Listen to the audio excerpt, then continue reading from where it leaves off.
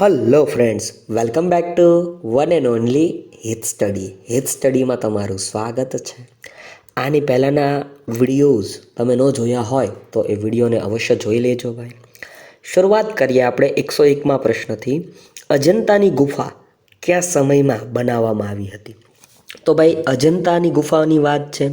પહેલાં તો આ અજંતાની ગુફા આવી ક્યાં, બરાબર? અહીંયા ક્યાંય તમને આપ્યું જ નથી. હાલો, તો મને જવાબમાં તમે કહી શકો છો. કમેન્ટ કરવા માટે તમને 3-4 સેકન્ડ મળે છે. અજંતાની ગુફા ક્યાં આવેલી છે ભાઈ? તો અજંતાની ગુફા ક્યાં આવેલી છે? યસ મિત્રો, હવે તમે કમેન્ટ પણ કરી નાખી હશે. મહારાષ્ટ્રમાં આવેલી છે. યસ, મહારાષ્ટ્રમાં આવેલી છે. તો આ અજંતાની ગુફા કયા સમયમાં બનાવવામાં આવી હતી? તો ગુપ્ત યુગમાં, બરાબર? ગુપ્ત યુગમાં કઈ ગુફાઓ બનાવવામાં આવી? અજંતાની ગુફાઓનું નિર્માણનું કાર્ય કરવામાં આવ્યું હતું. ભારતની રાજમુદ્રા, ભારતની તમે રાજમુદ્રા જોઈ હશે, સિંહની આકૃતિવાળી. તો આ ભારતની રાજમુદ્રા ક્યાંના સિંહ સ્તંભની પ્રતિકૃતિ છે? તો સારનાથ. સારનાથ જે યુપી ખાતે એટલે કે ઉત્તર પ્રદેશમાં આવેલો છે. અને સારનાથ એ સ્થળ છે કે જ્યાં ભગવાન બુદ્ધ દ્વારા સૌ પ્રથમવાર ઉપદેશ આપવામાં આવ્યો હતો, બરાબર ને? તો ભારતની જે એ રાજમુદ્રા છે એ સારનાથના સિંહ સ્તંભની પ્રતિકૃતિ સમાન છે. પ્રતિકૃતિના સ્વરૂપે એને સ્વીકારવામાં આવેલી છે. કઈ જગ્યાના? સારનાથના સ્તંભની વાત છે. કયા યુદ્ધ બાદ સમ્રાટ અશોકનું હૃદય પરિવર્તન થયું હતું? ભાઈ, કયા યુદ્ધ બાદ સમ્રાટ અશોકનું હૃદયનું પરિવર્તન થઈ ગયું હતું? તો કલિંગનું યુદ્ધ, ભયંકર યુદ્ધ ખેલાણું હતું ભાઈ કલિંગનું. આ કલિંગના યુદ્ધ બાદ ઈસવીસન પૂર્વે 261માં અશોકનું હૃદય પરિવર્તન થઈ ગયું અને ઉપગુપ્ત, બરાબર, ઉપગુપ્તના કહેવાથી અશોકે ધર્મના પ્રચારક તરીકેની કામગીરી શરૂ કરી હતી. અને જેમાં એણે એમના પુત્ર અને પુત્રી બંનેને સિલોન ખાતે ભાઈ ધર્મના પ્રચાર માટે પણ મોકલેલા હતા. આવું પણ પૂછાઈ શકે વાલા મિત્રો, યાદ રાખજો. 2000 વર્ષ પહેલાં દક્ષિણ ભારતમાં કયા વંશોના શાસનો હતા? તો ભાઈ વાત કરીએ તો સાતવાહન, ચોલ વંશ, ચેર વંશ અને પાંડ્ય વંશ. આ 4 વંશોના શાસન દક્ષિણ ભારતમાં વધારે પડતા જોવા મળતા હતા. તમે સાઉથના પિક્ચર જોતા હશો તો તમને પાંડ્ય અને ચોલ રાજાઓની વાતો જોવા મળતી હશે, કેમ કે આ દક્ષિણના જે સામ્રાજ્યો હતા એ આ વંશોના શાસનો દ્વારા હાલતા હતા, એટલા માટે. મૌર્ય સામ્રાજ્યના પતન પછી ભારતમાં કયા રાજ્યનો ઉદય થયો? મૌર્ય સામ્રાજ્યનું પતન થઈ ગયું અને ત્યારબાદ યવન એટલે કે ગ્રીક રાજાઓ, મધ્ય એશિયાના શકો, આ 2 રાજ્યોનો નવો અહીંયા ઉદય થયો હતો. અર્થશાસ્ત્ર નામના પુસ્તકની રચના કોણે કરી હતી? ભાઈ, અર્થશાસ્ત્ર નામનું પુસ્તક કૌટિલ્ય દ્વારા લખવામાં આવેલું હતું. કોના દ્વારા ભાઈ? કૌટિલ્ય દ્વારા. કૌટિલ્ય તમને ઓપ્શનમાં ન હોય તો ચાણક્ય હોય, ચાણક્ય ઓપ્શનમાં ન હોય, ચાણક્ય ઓપ્શનમાં ન હોય તો વિષ્ણુગુપ્ત હોય. તો એમના દ્વારા ભાઈ, એમના દ્વારા શું અર્થશાસ્ત્ર નામનું એક પુસ્તક ભાઈ રચવામાં આવ્યું હતું, લખવામાં આવ્યું હતું ભાઈ, એમ તો એમ કહી શકાય. અને આ સવાલ વારંવાર કોમ્પિટિટિવ એક્ઝામમાં આવે છે ભાઈ. ઇન્ડિકા નામનો ગ્રંથ કોણે લખ્યો હતો? તો મેગસ્થનીશ નામના એક લેખક દ્વારા, બરાબર, એક લેખક દ્વારા ભાઈ, મેગસ્થનીઝ નામના લેખક દ્વારા ઇન્ડિકા નામનું પુસ્તક લખવામાં આવ્યું હતું. તમને ખ્યાલ હશે ભાઈ, ધનાનંદના શાસન સમયે સેલ્યુલસ નિકોતર આવ્યો હતો અને એમના એક શું કહી શકાય પ્રતિનિધિ તરીકે, બરાબર, એણે મેગસ્થનીઝને અહીંયા નિમણૂક કર્યો હતો અને એણે પુસ્તક લખ્યું હતું ઇન્ડિકા. અશોકના શિલાલેખો કઈ લિપિમાં છે? તો તો આમ તો અશોકના શિલાલેખો ભાઈ માગધી લિપિઓમાં હોઈ શકે છે, જોવા મળે છે. ગ્રીક લિપિમાં પણ જોવા મળે છે. અરમાઇક તથા બ્રાહ્મી લિપિ એટલે કે 4 લિપિમાં અશોકના શિલાલેખો અલગ અલગ જગ્યાએ જોવા મળે ભાઈ. માગધી લિપિ હોય, ગ્રીક લિપિ હોય, અરમાઇક લિપિ હોય અને બ્રાહ્મી લિપિ હોય. આ 4 લિપિઓમાં કોના ભાઈ? અશોકના શિલાલેખો અનેક જગ્યાએ તમને જોવા મળે છે. ચંદ્રગુપ્ત બીજાનું મૂળ નામ શું હતું? ચંદ્રગુપ્ત બીજાનું મૂળ નામ દેવગુપ્ત હતું. શું હતું ભાઈ? દેવગુપ્ત એમનું મૂળ નામ હતું ભાઈ. ચંદ્રગુપ્ત બીજાનું નામ પૂછાય, મૂળ નામ પૂછાય તો ખાસ યાદ રાખવું, દેવગુપ્ત હતું. ચંદ્રગુપ્ત બીજો કયા નામે ઓળખાતો હતો? જેને વિક્રમાદિત્યના નામથી ઓળખવામાં આવતો હતો. ચંદ્રગુપ્ત બીજાને કયા નામથી ઓળખવામાં આવતો ભાઈ? વિક્રમાદિત્યના નામથી ઓળખવામાં આવતો હતો. ગણિતમાં દશાંશ પદ્ધતિ અને શૂન્યની શોધ કોણે કરી? તો ભાઈ ગણિતમાં આ દશાંશ પદ્ધતિ અને શૂન્ય બંનેની શોધ ભાઈ આર્યભટ્ટ દ્વારા કરી. કોના દ્વારા? આર્યભટ્ટ દ્વારા ભાઈ શૂન્યની શોધ કરવામાં આવી. તમે ઓલું ગીત સાંભળ્યું હશે ને ભાઈ, સબ ઝીરો દિયા મેરે ભારતને તબ દુનિયા કો ગિનતી आई. આર્યભટ્ટ દ્વારા શૂન્યની શોધ કરવામાં આવી ત્યારે ભારત દેશે દુનિયાને ઝીરોની શોધ કરીને દીધી ભાઈ. મહરોલી લોહ સ્તંભ ક્યાં આવેલો છે ભાઈ? ઉત્કૃષ્ટ નમૂનો કહી શકાય, ધાતુ વિદ્યાનો ઉત્કૃષ્ટ નમૂનો મહરોલી લોહ સ્તંભ છે. ક્યાં આવેલો છે? દિલ્હી ખાતે સ્થિત છે વાલા મિત્રો. ક્યાં આવેલો છે? દિલ્હી ખાતે આવેલો છે. ગુપ્ત વંશના સ્થાપક કોણ હતા? ગુપ્ત વંશના સ્થાપક શ્રીગુપ્ત હતા. કોણ હતા ભાઈ? ગુપ્ત વંશના સ્થાપકનું નામ અહીં તમને પૂછ્યું છે તો એનું નામ શું આવે? શ્રીગુપ્ત આવે. ગુપ્ત સંવંતની શરૂઆત કોણે કરી હતી? ચંદ્રગુપ્ત પ્રથમ દ્વારા ગુપ્ત સંવંતની શરૂઆત કરવામાં આવી હતી. ચંદ્રગુપ્ત પ્રથમ દ્વારા ગુપ્ત સંવંતની શરૂઆત કરવામાં આવી હતી. કયા સમ્રાટ અને પ્રાચીન સિક્કાઓમાં વીણા વગાડતો દર્શાવવામાં આવ્યો છે? તો ભાઈ સમુદ્રગુપ્ત. કોને ભાઈ? સમુદ્રગુપ્તને પ્રાચીન સિક્કાઓમાં વીણા વગાડતો એટલે કે સંગીત પ્રેમી રાજા તરીકે દર્શાવવામાં આવેલો છે. કોને ભાઈ આવો દર્શાવવામાં આવ્યો? સમુદ્રગુપ્તને આ રીતના દર્શાવવામાં આવેલો છે. કયા સમ્રાટે શકારી બિરુદ મેળવ્યું હતું? તો ચંદ્રગુપ્ત બીજાને ભાઈ, ચંદ્રગુપ્ત બીજા નામના રાજાને શકારીનું બિરુદ મેળવવામાં આવેલું હતું ભાઈ. શકારીનું બિરુદ કોને મળેલું છે? ચંદ્રગુપ્ત બીજાને. ડાયરેક્ટ પૂછા, યાદ રાખો ભાઈ. અને હા મિત્રો, વિડીયો ગમતો હોય તો એક લાઈક કરી દેજો, કમેન્ટ સેક્શનમાં કમેન્ટ કરજો અને તમારા મિત્રો સુધી અવશ્યથી આવા ને આવા વિડીયો જોવા માટે અમારી આ લિંકને શેર કરજો ભાઈ. આગળ વધીએ. કોણે વિક્રમ સંવંતનો પ્રારંભ કર્યો હતો? તો ચંદ્રગુપ્ત બીજા દ્વારા જ ભાઈ વિક્રમ સંવંતનો પ્રારંભ થયો હતો. ભારતમાં 6ઠ્ઠી સદીના અંત સુધી કયા સમ્રાટોનું શાસન હતું? ભારતની વાત કરીએ તો 6ઠ્ઠી સદીના અંત સુધી ભારતમાં ગુપ્ત સામ્રાજ્ય બરાબર ગુપ્ત સમ્રાટોનું જ શાસન હતું. એમાં ચંદ્રગુપ્ત એક હોય, ચંદ્રગુપ્ત બીજો હોય, જેને વિક્રમાદિત્ય આવું નામ પણ મળેલું છે. એટલે ગુપ્ત યુગનું જ, ગુપ્ત રાજાઓનું જ, ગુપ્ત સમ્રાટોનું જ શાસન હતું. કોઈ પણ રીતે પૂછાય. આગળ વધીએ. ભારતના ઇતિહાસમાં કયો યુગ સુવર્ણ કાળ તરીકે ઓળખાય છે? જો ભારત દેશના ઇતિહાસની વાત છે અને ભારત દેશના ઇતિહાસમાં કયો યુગ સુવર્ણ કાળ તરીકે ઓળખાય છે તો યાદ રાખજો વાલા મિત્રો, ગુપ્ત યુગને છે ને ભાઈ સુવર્ણ કાળ તરીકે ઓળખવામાં આવે છે. કારણ કે આ યુગમાં ઘણી બધી ભાઈ ઘટનાઓ ઘટી, ઘણી બધી શોધખોળ થઈ, ઘણા બધા સ્થાપત્યોનું નિર્માણ થયું. એટલા માટે સુવર્ણ કાળ સોનેરી સમય ગણવામાં આવે છે. કયા યુગને ભાઈ? ગુપ્ત યુગને. શૂન્યની શોધ કોણે કરી? તો આગળ જ ચર્ચા કરી, આર્યભટ્ટ દ્વારા ભાઈ. જબ ઝીરો દિયા મેરે ભારતને. શૂન્યની શોધ કોણે કરી? આર્યભટ્ટે કરી ભાઈ. બૃહદ સંહિતાના લેખક કોણ છે? બૃહદ સંહિતા એક પુસ્તક છે. બૃહદ સંહિતાના લેખકનું નામ પૂછું, વરાહમિહિર. બૃહદ સંહિતામાં શું હશે મિત્રો? એ પુસ્તકમાં શું હશે મને જરા કમેન્ટ સેક્શનમાં કમેન્ટ કરીને જણાવો તો જરા.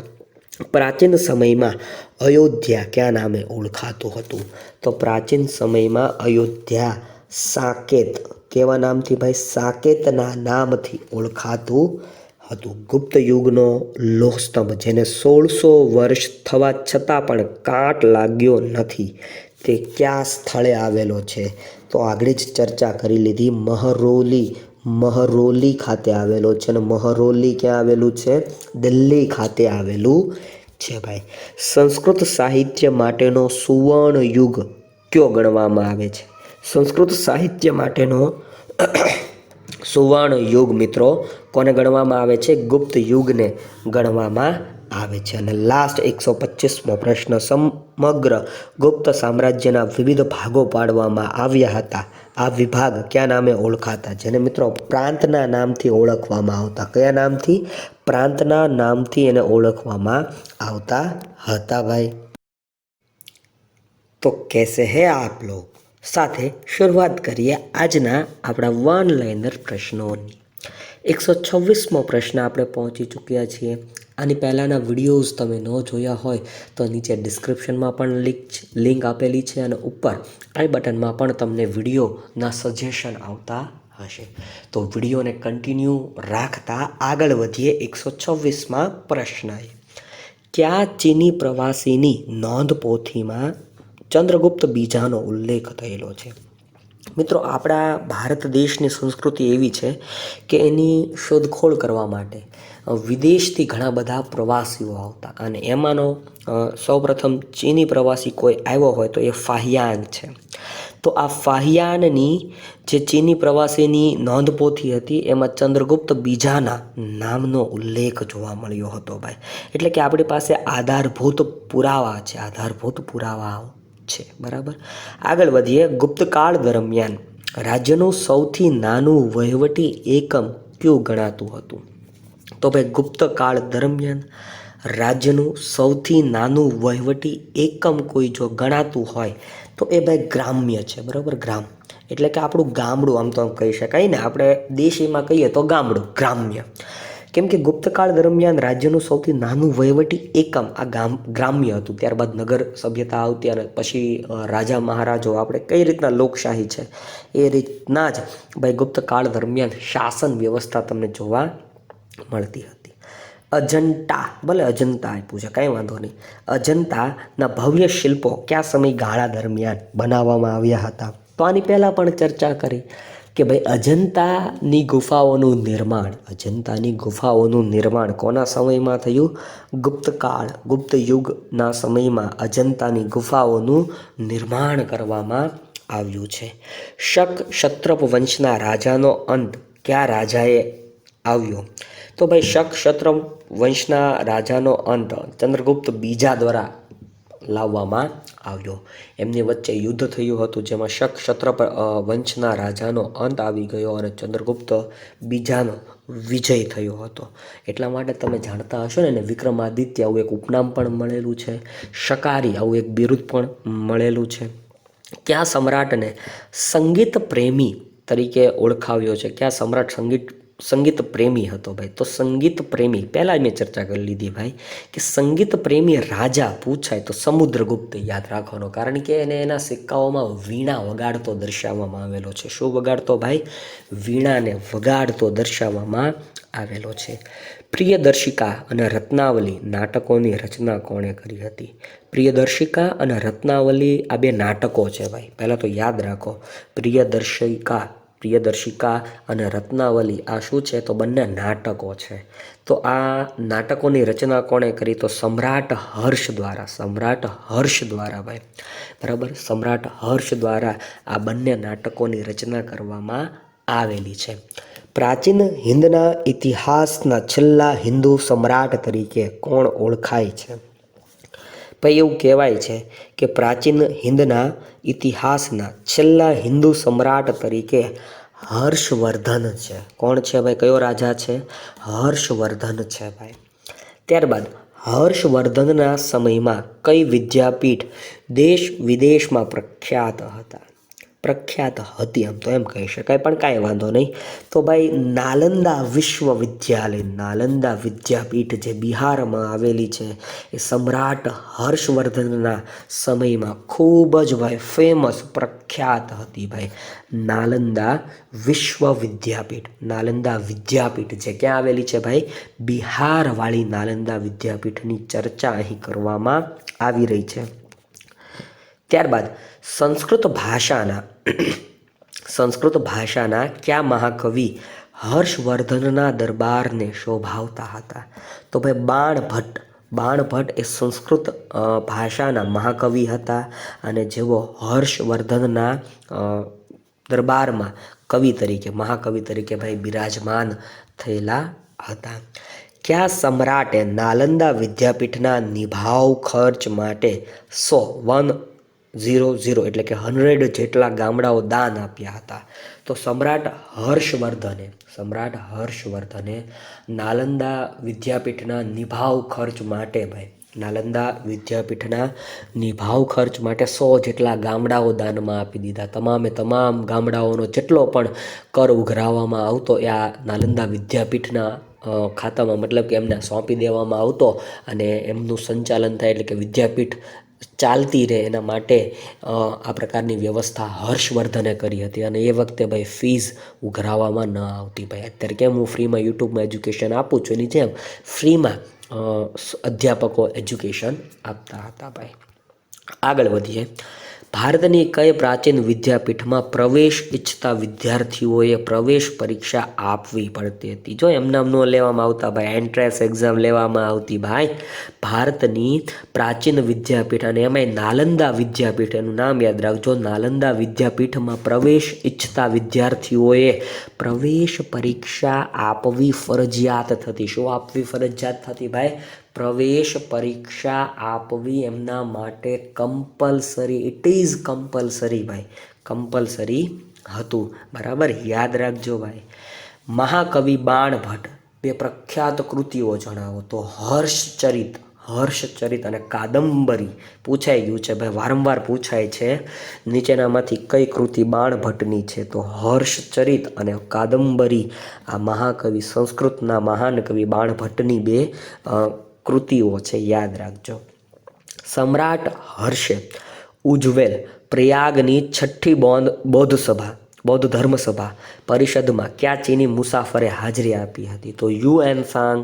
બરાબર, સમ્રાટ હર્ષ દ્વારા જ્યારે પ્રયાગની 6ઠ્ઠી બૌદ્ધ ધર્મ પરિષદનું આયોજન કરવામાં આવ્યું હતું, ત્યારે એ સમયે ભાઈ યુએન સાંગ ત્યાં હાજર હતો ભાઈ. ચીની મુસાફર છે યુએન સાંગ ત્યાં હાજર હતો. એનું પુસ્તક છે, યાદ રાખજો, સીયુકી એનું પુસ્તક છે યુએન સાંગનું. હર્ષવર્ધનના સમયમાં નાલંદા વિદ્યાપીઠના આચાર્ય કોણ હતા? તો આચાર્ય શીલભદ્ર સૂરી અથવા તો શીલભદ્ર. હર્ષવર્ધનના સમયમાં જે નાલંદા વિદ્યાપીઠ બિહાર ખાતે કાર્યરત હતી, એના આચાર્યનું નામ છે ભાઈ શીલભદ્ર સૂરી અથવા શીલભદ્ર. યાદ રાખજો ભાઈ, પૂછાઈ શકે એવા ક્વેશ્ચન કહી શકાય આ બધા. કોના સમયમાં યુએન સાંગ ભારત આવેલા અને કેટલો સમય ભારતમાં રહેલા? તો સમ્રાટ હર્ષના સમયમાં યુએન સાંગ ભારતની મુલાકાતે આવેલા અને કેટલો સમય રહેલા? તો ભાઈ 15 વર્ષથી પણ વધારે સમય માટે ભારતની એણે મુસાફરી ખેડી હતી. હર્ષવર્ધને રાજ્યના આગેવાનોની સલાહથી કયા સ્થળે રાજગાદી સંભાળી હતી? તો ભાઈ હર્ષવર્ધને રાજ્યના આગેવાનોની એક પ્રકારની સલાહથી ભાઈ થાણેશ્વર, એટલે કે વર્તમાન પંજાબ હરિયાણાનો જે વિસ્તાર છે થાણેશ્વર મુકામે ભાઈ રાજગાદી સંભાળી હતી. નાલંદા વિદ્યાપીઠના ભવ્ય અને સમૃદ્ધ પુસ્તકાલયનું નામ?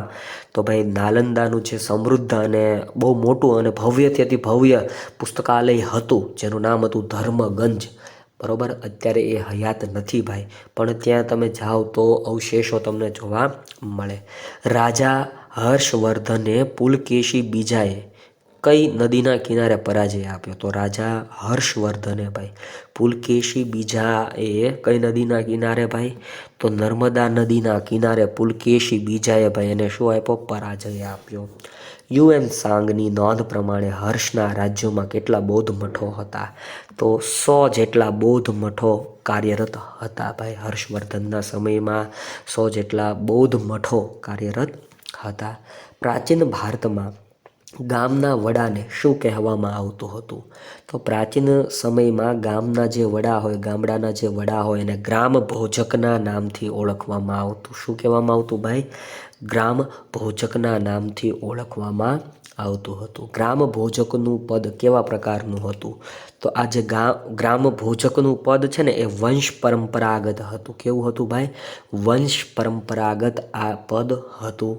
ગ્રામીણ ભારતમાં ઉપરના ભાગ પર પહેરવામાં આવતા વસ્ત્રને શું કહેવામાં આવે છે? તો ગ્રામીણ ભારતમાં ઉપરના પહેરવામાં આવતા વસ્ત્રને વાંસ તરીકે ઓળખવામાં આવે છે. શું કહેવામાં આવે છે ભાઈ? વાંસ તરીકે ઓળખવામાં આવે છે. ગ્રામીણ ભારતમાં નીચેના ભાગ પર પહેરવામાં આવતા વસ્ત્રને શું કહેવામાં આવે છે?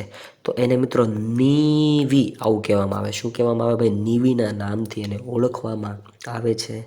પ્રાચીન ભારતમાં કલાના કેટલા પ્રકાર હતા? તો પ્રાચીન ભારતમાં કલાના 2 પ્રકાર હતા ભાઈ. કેટલા પ્રકાર હતા? 2 કલાના પ્રકાર હતા. એક લલિત કલા અને એક હતી ભાઈ નિદર્શન કલા. એક લલિત કલા, એક નિદર્શન કલા. તિબ્બત ભાષામાં કયા 2 બૌદ્ધ ગ્રંથ જાણીતા છે? કઝાર અને તંઝર. કઝાર અને તંઝર આ તિબ્બત ભાષાના 2 બૌદ્ધ ગ્રંથો છે જે ખૂબ જ જાણીતા છે. તો વિડીયો ગમ્યો હોય તો એક લાઈક કરી નાખો, વિડીયોને શેર કરી નાખો અને આવા ને આવા વિડીયો જોવા માટે હિત સ્ટડી યુટ્યુબ ચેનલને સબસ્ક્રાઈબ કરીને રાખો.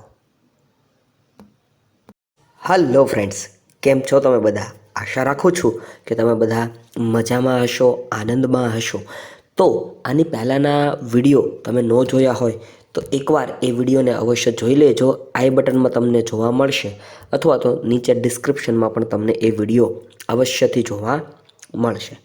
ચાલો શરૂઆત કરીએ. જૈન ધર્મમાં કેટલા આગમો છે?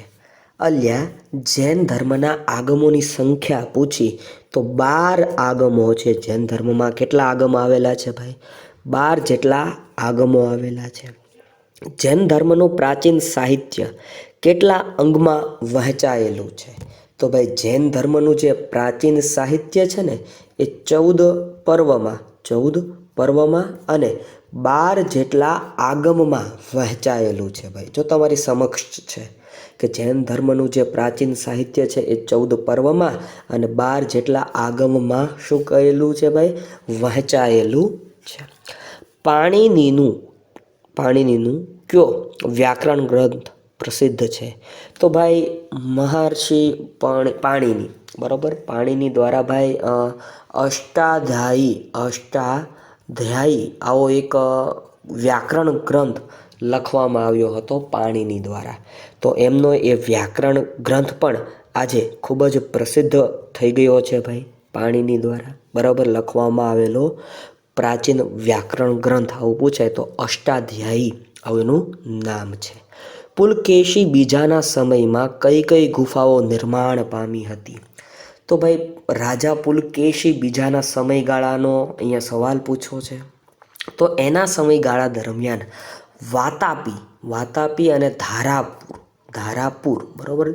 ધારાપુર અને વાતાપી આ બે જેટલી ગુફાઓનું શું કરવામાં આવ્યું હતું ભાઈ? નિર્માણ કરવામાં આવ્યું હતું પુલકેશી બીજાના સમયમાં. હાલનું આસામ પ્રાચીન સમયમાં કયા નામથી ઓળખાતું હતું? તો ભાઈ આસામ એટલે કે આપણું અસમ કયો ને, અસમ. તો અસમને કામરૂપ પ્રદેશના નામથી ઓળખવામાં આવતું. પ્રાચીન સમયમાં એનું નામ શું હતું ભાઈ? કામરૂપ પ્રદેશ. અહીંયા તમારી સમક્ષ એ દૃશ્યમાન થઈ રહ્યું છે. ત્યારબાદ પ્રાચીન સમયમાં ઉત્તર ગુજરાત અને દક્ષિણ ગુજરાતનો પ્રદેશ કયા નામે ઓળખાતો હતો? તો ભાઈ ગુજરાતના સવાલો છે, આવડતા જ હોવા જોઈએ. દક્ષિણ ગુજરાતનો પ્રદેશ છે એ લાટ પ્રદેશના નામથી ઓળખાતો અને ઉત્તર ગુજરાતનો પ્રદેશ એ ગુર્જર પ્રદેશના નામથી ઓળખાતો ભાઈ. આ બંને સવાલો પૂછાઈ શકે એવા સવાલો કહી શકાય ભાઈ. પ્રાચીન સમયની વાત છે. દક્ષિણ ગુજરાતનો પ્રદેશ એટલે લાટ પ્રદેશ અને ઉત્તર ગુજરાતનો પ્રદેશ એટલે ગુર્જર પ્રદેશ, બરાબર. ગુર્જર પ્રદેશ બંને યાદ રાખજો ભાઈ. રાજા હર્ષવર્ધનની દક્ષિણ ભારત તરફની વિજયકૂચ કયા રાજાએ અટકાવી દીધી હતી? તો ભાઈ રાજા હર્ષવર્ધનની દક્ષિણ ભારત તરફની જે વિજયકૂચ છે ને એ કયા રાજાએ? તો દક્ષિણના ચાલુક્ય રાજવી પુલકેશી બીજા દ્વારા અટકાવી દેવામાં આવી હતી. ભાઈ હર્ષવર્ધન અને રાજા પુલકેશી બંને વચ્ચે નર્મદા નદીના કાંઠે ભાઈ ભયંકર યુદ્ધ ખેલાયું હતું, જેમાં હર્ષવર્ધનની હાર પણ થઈ હતી. ભાઈ યાદ રાખજો, બરાબર, આ સવાલ પૂછાઈ ગયેલો છે એટલા માટે મેં અહીંયા ડિસ્કસ કર્યો છે. ચાલુક્ય વંશના ચાલુક્ય વંશના રાજાની રાજધાની કઈ હતી? તો ભાઈ ચાલુક્ય વંશના રાજાની રાજધાની વાતાપી એટલે કે બદામી, અને જે હાલ ક્યાં આવેલું છે? કર્ણાટકમાં આવેલું છે. એની શું હતી ભાઈ? રાજધાની હતી. લોહ, સોમલ અને પારાની ભસ્મનો ઔષધ તરીકે ઉપયોગ સૂચવનાર રસાયણશાસ્ત્રી કોણ હતા? ભાઈ જો લોખંડ હોય, પારો હોય, સોમલ હોય, આવી જે ઔષધિઓ છે, બરાબર, આનો જે ઔષધ તરીકે ઉપયોગ કરવાનો, આ બધી ધાતુઓ છે, એ ધાતુઓનો ઔષધ તરીકે ઉપયોગ કરવાનું સૂચન નાગાર્જુન દ્વારા કહેવામાં આવેલું છે. કોના દ્વારા ભાઈ? કયા રસાયણશાસ્ત્રી દ્વારા? નાગાર્જુન નામના રસાયણશાસ્ત્રી દ્વારા આવું કહેવામાં આવેલું છે. વાતાપીનું વિષ્ણુ મંદિર કયા રાજાએ બંધાવ્યું? ભાઈ વાતાપીમાં એક વિષ્ણુ મંદિર આવેલું છે જે મંગલેશ કરીને રાજા હતા એમના દ્વારા બંધાવવામાં આવેલું છે. ગઢવાલ રાજ્યના સ્થાપક કોણ છે? તો ચંદ્રદેવ એ ગઢવાલ, બરાબર, રાજાનું નામ આપેલું છે ચંદ્રદેવ, એ ગઢવાલ રાજ્યના સ્થાપક છે. કયા ગઢવાલે ગજનીના આક્રમણને અટકાવ્યું હતું? તો ગોવિંદચંદ્ર, બરાબર, ગોવિંદચંદ્ર નામના રાજાએ ભાઈ કોને? મહંમદ ગઝનવીનું જે આક્રમણ થયું હતું ને એને અટકાવવાનો પ્રયત્ન કર્યો હતો. ભાઈ રાયપિથોરા તરીકે કયા રાજા ઓળખાતો હતો? ભાઈ રાયપિથોરા તરીકે કયો રાજા ઓળખાય છે? તો પૃથ્વીરાજ ત્રીજો, બરાબર, પૃથ્વીરાજ ત્રીજો છે ને એનું એક ઉપનામ છે રાયપિથોરા, બરાબર, યાદ રાખજો.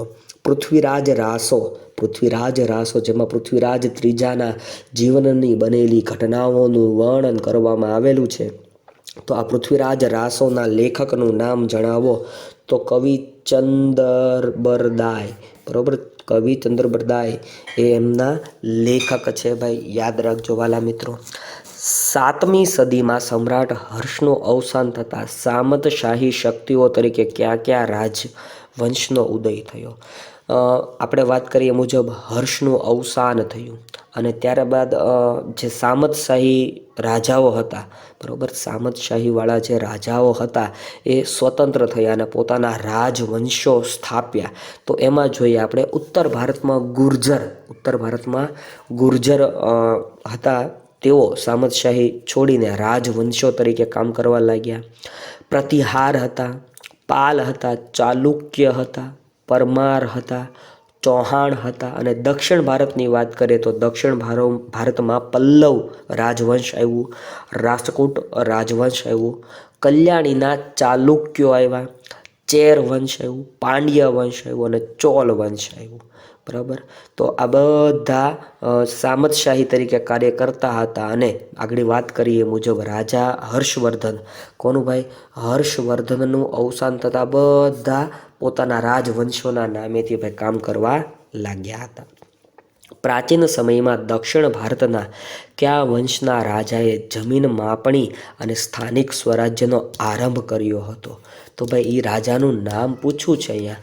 જોઈએ આપણે, આપણી સમક્ષ વન લાઇનર પ્રશ્નો છે, બરાબર. ચોલ વંશના રાજ પ્રથમ દ્વારા ભાઈ આ પ્રકારની કામગીરી હાથ ધરવામાં આવી હતી. આ રાજાએ શું કર્યું? તો રાજાએ જમીન માપણી અને સ્થાનિક સ્વરાજ્યનો આરંભ કરાવ્યો હતો. ભાઈ શેની? સ્થાનિક સ્વરાજ્યની સંસ્થાઓ અને જમીનની માપણી કરવાની કામગીરીનો આરંભ કરવામાં આવ્યો હતો.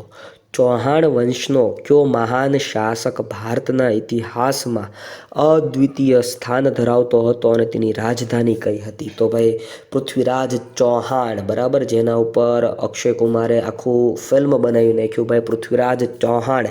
તો એ દિલ્હીનો એની રાજધાની હતી, દિલ્હીનો રાજા હતો. અને તમને ખબર છે ભાઈ પૃથ્વીરાજ ચૌહાણ સાથે કેવી કેવી ઘટનાઓ ઘટેલી છે, તો એ યાદ રાખજો ભાઈ, પૂછાઈ શકે. અને હા મિત્રો, વિડીયો ગમતો હોય તો એક લાઈક કરી દો, શેર કરી દો, કોમેન્ટ સેક્શનમાં કોમેન્ટ કરી નાખજો.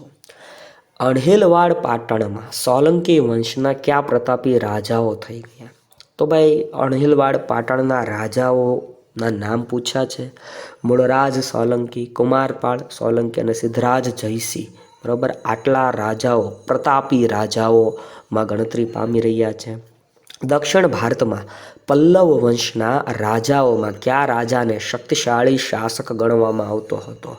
તો વાત કરીએ આપણે દક્ષિણ ભારતમાં પલ્લવ વંશના રાજાઓમાં નરસિંહ રાવ વર્માને શક્તિશાળી શાસક તરીકે ગણવામાં આવતો હતો. કાંચીનું પ્રસિદ્ધ એવું કૈલાસ મંદિર કયા વંશના સમયમાં બાંધવામાં આવ્યું છે? કાંચીનું ભાઈ જે કૈલાસ મંદિર છે એ પલ્લવ વંશના સમયમાં, કોના સમયમાં ભાઈ? પલ્લવ વંશના સમયમાં બાંધવામાં આવ્યું છે.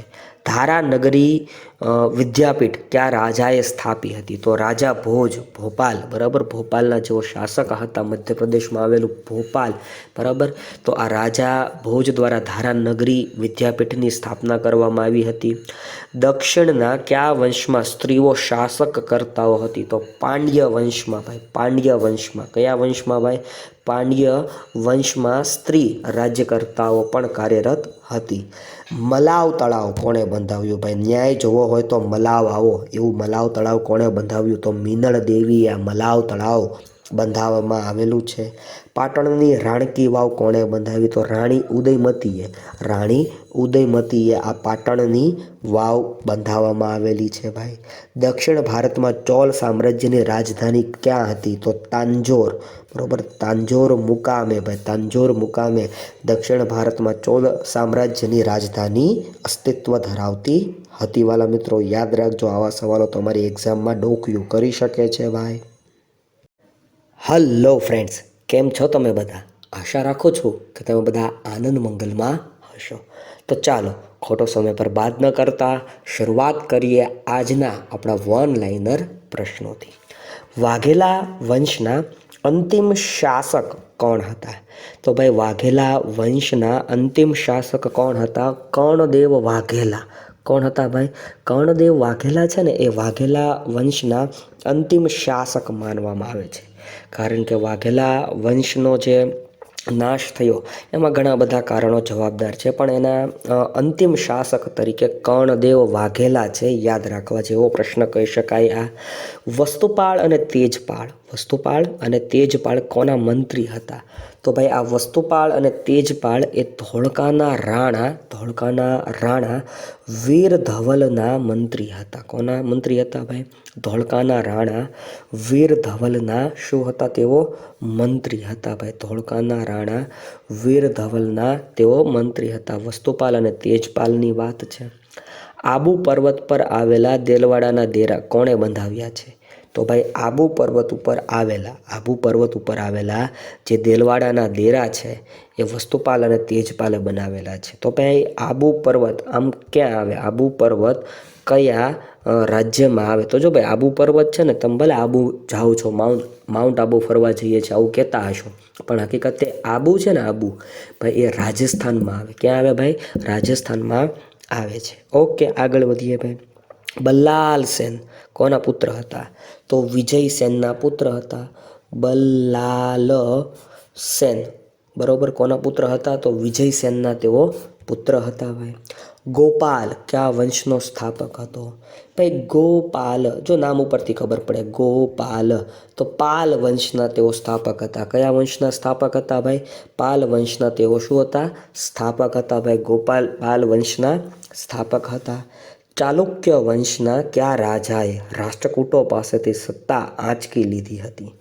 ભાઈ આપણે વાત કરી રહ્યા છીએ ચાલુક્ય વંશની, બરોબર. ચાલુક્ય વંશના કયા રાજાએ રાષ્ટ્રકૂટ રાજાઓ પાસેથી સત્તાઓ આંચકી લીધી હતી? તો પુલકેશી બીજાએ, રાજા પુલકેશી બીજાએ ભાઈ ચાલુક્યો, બરાબર, ચાલુક્યના રાજાઓ પાસેથી, બરાબર, મતલબ કે ચાલુક્ય વંશના તેઓ રાજા હતા અને જેણે રાષ્ટ્રકૂટો પાસેથી પોતાની સત્તા પાછી મેળવી લીધી હતી, પુલકેશી બીજો.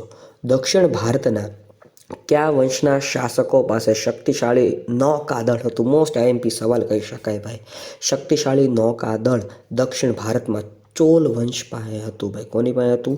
ચોલ વંશ પાસે, બરાબર, ચોલ વંશ પાસે હતું ભાઈ.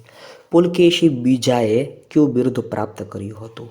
તો દક્ષિણ પથના સ્વામી. પુલકેશી બીજાનું ઉપનામ કહી શકાય, બરાબર, પૂછાઈ ગયેલું છે. પુલકેશી બીજાએ કયું બિરુદ પ્રાપ્ત કર્યું હતું? તો દક્ષિણ પથના સ્વામી. દક્ષિણ પંથના સ્વામી તરીકેનું બિરુદ પુલકેશી બીજાએ પ્રાપ્ત કરી લીધું હતું. મિત્રો, વિડીયો ગમતો હોય તો એક લાઈક આપી દો, કોમેન્ટ સેક્શનમાં કોમેન્ટ કરી દો અને આવા ને આવા વિડીયો જોવા માટે અમારી યુટ્યુબ ચેનલ એટલે કે હિત સ્ટડી યુટ્યુબ ચેનલને સબસ્ક્રાઈબ કરીને રાખો, જેથી કરીને અવનવા વિડીયો તમારી સમક્ષ આવતા રહે અને તમે તમામ વિડીયોને શું કરી શકો ભાઈ? જોઈ શકો. ઈસવીસન 1095 એટલે કે 1095 બંગાળમાં કયા વંશની સ્થાપના થઈ હતી? તો ભાઈ જો ઈસવીસન 1095 સેન વંશ, કયા વંશની ભાઈ? સેન વંશની સ્થાપના થઈ હતી. ચાલુક્ય વંશના કયા રાજાએ અશ્વમેઘ યજ્ઞ કર્યો? ભાઈ જો ચાલુક્ય વંશના રાજાનું નામ પૂછું કે જેણે અશ્વમેઘ યજ્ઞ કર્યો અને તેના ધ્વજમાં આમ તો એમ કહી શકાય વરાહ અવતારનું ચિહ્ન હતું, તો ભાઈ પુલકેશી બીજો અને પુલકેશી પહેલો, બરાબર, આ બે તમે રાજાઓના નામ યાદ રાખજો ભાઈ. અહીંયા વાત આવે છે પુલકેશી પહેલાએ ભાઈ અશ્વમેઘ યજ્ઞ કર્યો હતો અને વરાહ અવતારનું ચિહ્ન એના ધ્વજમાં લહેરાતું હતું ભાઈ. વરાહ અવતાર, બરાબર, તમને ખ્યાલ હશે વરાહ અવતાર કોનો અવતાર છે એ. પુલકેશી પહેલાએ કયો યજ્ઞ કર્યો હતો? તો આગળ જ ચર્ચા કરી લીધી ભાઈ. પુલકેશી બીજાએ અને પુલકેશી પહેલાએ. તો જો પુલકેશી પહેલાના સવાલો શરૂ થઈ ગયા છે એટલે પુલકેશી પહેલાએ અશ્વમેઘ યજ્ઞ કર્યો, બરાબર. એના ધ્વજમાં કોણ હતું? અવતાર તરીકે વરાહ અવતારનું ચિહ્ન હતું ભાઈ. બંને સવાલો પૂછાઈ ચૂકેલા છે. વાતાપી, માન્યખેર અને દેવગિરીમાં અનુક્રમે કોનું શાસન હતું? તો ભાઈ વાતાપી હોય, માન્યખેર હોય અને દેવગિરી હોય તો એમાં ચાલુક્ય વંશ એટલે કે રાષ્ટ્રકૂટ અને યાદવોનું શાસન હતું. કોનું શાસન હતું ભાઈ? ચાલુક્ય વંશ અને રાષ્ટ્રકૂટોનું અને યાદવોનું શાસન જોવા મળતું હતું ભાઈ. વાતાપીમાં ચાલુક્ય વંશ, માન્યખેરમાં રાષ્ટ્રકૂટો, દેવગિરીમાં યાદવોનું શાસન અસ્તિત્વ ધરાવતું હતું. રાજપૂત શાસકોના વીરાંગનાઓ પોતાનો પતિ હારી જતા મોટે ભાગે શું કરતા હતા? રાજપૂત શાસકોના વીરાંગનાઓની વાત છે ભાઈ. તો મોટા ભાગે તેઓ જોહર ઓરી લેતા ભાઈ. શું કરતા ભાઈ? જોહર ઓરી લેતા. જોહર કોને કહેવાય? આવો સવાલ થાય તો આગમાં બળીને મરી જવું, મૃત્યુ પામવું ભાઈ. આગમાં મરી જવું એને જોહર કહેવામાં આવે છે. ગુલામ વંશના સ્થાપકનું નામ ભાઈ. દિલ્હી સલ્તનતનો યુગ શરૂ થઈ ગયો છે. ગુલામ વંશના સ્થાપકનું નામ તો ગુલામ કુતુબુદ્દીન ઐબક. કુતુબુદ્દીન ઐબક એક ગુલામ હતો એટલે ગુલામ વંશ, બરાબર. ગુલામ વંશના સ્થાપક તરીકે કોનું નામ મોખરે આવે છે? તો કુતુબુદ્દીન ઐબકનું નામ મોખરે અહીંયા જોવા મળે છે. દિલ્હીમાં ગુલામ વંશની સ્થાપના કઈ સાલમાં થઈ? તો ઈસવીસન 1206માં કુતુબુદ્દીન ઐબકે દિલ્હીમાં ગુલામ વંશની સ્થાપના કરી. મહંમદ તુઘલકના સમયમાં કયા વિદેશી મુસાફરે મુલાકાત લીધી હતી? તો તાંઝીરના હબીબ મુસાફર ઇબ્ન બતુતા, બરાબર. મુસાફરનું નામ શું છે ભાઈ? ઇબ્ન બતુતા. ઇબ્દ અથવા કોઈ પણ રીતે તમને પૂછાય, બરાબર, કેમ કે આમાં ભાઈ ઉચ્ચારણમાં તકલીફ પડે છે એટલા માટે અને આવા સવાલો પૂછાઈ ગયેલા છે ભાઈ. મહંમદ તુઘલકના સમયમાં કયા વિદેશી મુસાફરે મુલાકાત લીધી હતી? તો તાંઝીરના હબસી મુસાફર હતો અને એનું નામ શું છે? ઇબ્ન બતુતા, બરાબર, બતુતા, ઇબ્ન બતુતા અથવા ઇબ્દ બતુતા આવું કહી શકાય છે, બરાબર. એ બે સાચા પડે છે એટલા માટે. તુગલક વંશના સ્થાપકનું નામ તો ગયાસુદ્દીન તુગલક. તુગલક વંશના સ્થાપકનું નામ શું છે? ગયાસુદ્દીન તુગલક એ તુગલક વંશના સ્થાપક છે. કયા સુલતાને ભારતને રાજધાની દિલ્હીથી દૌલતાબાદ સ્થળાંતર કરી હતી? તો મહમ્મદ તુગલક, બરાબર, જેનો તુગલકી નિર્ણય હતો ભાઈ. ઠેકાણા વગરનો નિર્ણય જેને કહેવામાં આવે ભાઈ, તો મહમ્મદ તુગલકે આ નિર્ણય લીધો હતો ભાઈ. જેણે રાજધાની દિલ્હીથી દૌલતાબાદ ને દૌલતાબાદથી પાછી દિલ્હી લાવ્યા હતા ભાઈ. ઈસવીસન 1327 આ ઘટનાઓ ઘટી ગઈ હતી ભાઈ. કુતુબ મિનાર કુતુબુદ્દીન એબક દ્વારા ભાઈ બાંધવામાં આવ્યો હતો. કુતુબ મિનારના બાંધકામની શરૂઆત કોણે કરી હતી? તો જો શરૂઆત કરી હતી કુતુબુદ્દીન એબકે. કુતુબુદ્દીન એબકે ભાઈ કુતુબ મિનાર બાંધવાની શરૂઆત કરી દીધી, પણ બિચારાનું અવસાન થઈ ગયું. પછી એના જમાઈ ઇલ્તુમિશે ભાઈ બાંધકામનું કાર્ય પૂર્ણ કરાવ્યું હતું. ખલજી વંશના કયા સુલતાને ભાવ નિયંત્રણ માટે કડક કાયદા બનાવ્યા હતા? તો જો ભાવ નિયંત્રણ માટે છે ને અલાઉદ્દીન ખિલજી ભાઈ બહુ સારો એવો આમ તો કહેવાય આ બાબત ઉપર. બાકી તો તમને ખબર જ છે અલાઉદ્દીન ખિલજી કેવો રાજવી હતો. તો ભાઈ અલાઉદ્દીન ખિલજીએ ભાવ નિયંત્રણ માટે કડક કાયદા બનાવ્યા હતા, જેમાં તમે કોઈ વખતે ભાવમાં જે પણ પ્રકારની ભેળસેળ કરે, મતલબ કે વજન કાંટામાં કે કોઈ પણ પ્રકારનું મિશ્રણ કરી નાખે અને ત્યારે એ જેટલું ભેળસેળ કર્યું હોય એટલા વજનનું જે એના શરીરમાંથી એક અંગ કાઢી લેવામાં આવતું ભાઈ, બરાબર. એટલે બહુ કડક હતો આ બાબતે. ભાવ નિયંત્રણ માટે એણે આ બહુ સારી એવી કામગીરી કરી હતી. ગુલામ વંશ પછી ખલજી વંશની સ્થાપના કોણે કરી હતી? તો જલાલુદ્દીન ખલજી. જલાલુદ્દીન ખલજી, બરાબર, એણે ગુલ ખિલે તુમ શાયદ લોદી, બરાબર, આ એક સૂત્ર છે. તો ગુલામ વંશ પછી ખલજી વંશની સ્થાપના કોણે કરી હતી? જલાલુદ્દીન ખિલજીએ કરી હતી. સિતાર અને તબલાની શોધ કોણે કરી? અમીર ખુસરોભાઈ. હિન્દના પોપટ તરીકે જેઓ પ્રખ્યાત છે એવો અમીર ખુસરો દ્વારા ભાઈ તબલા અને સિતાર આ બંનેની શોધ કરી હતી ભાઈ હિન્દના પોપટે. કુતુબ મિનારનું બાંધકામ કોણે પૂરું કરાવ્યું? તો આગળ જ ચર્ચા કરી કોણે પૂરું કરાવ્યું ભાઈ? ઇલ્તુમિશે. ઇલ્તુમિશ કોણ હતો? તો કુતુબુદ્દીન એબકનો જમાઈ હતો. રઝિયા સુલતાનના પિતાનું નામ ઇલ્તુમિશ છે ભાઈ. રઝિયા સુલતાનના ફાધર ઇલ્તુમિશ છે ભાઈ. કોના સમયમાં ડાક ચોરી ટપાલ પદ્ધતિ થઈ હતી? કોના સમય દરમિયાન ડાક ચોરી ટપાલ પદ્ધતિ અસ્તિત્વ ધરાવતી હતી? તો ગયાસુદ્દીન તઘલક. ગયાસુદ્દીન તઘલકના સમયમાં ભાઈ આ ડાક ચોરી ટપાલ પદ્ધતિ અસ્તિત્વ ધરાવતી હતી ભાઈ.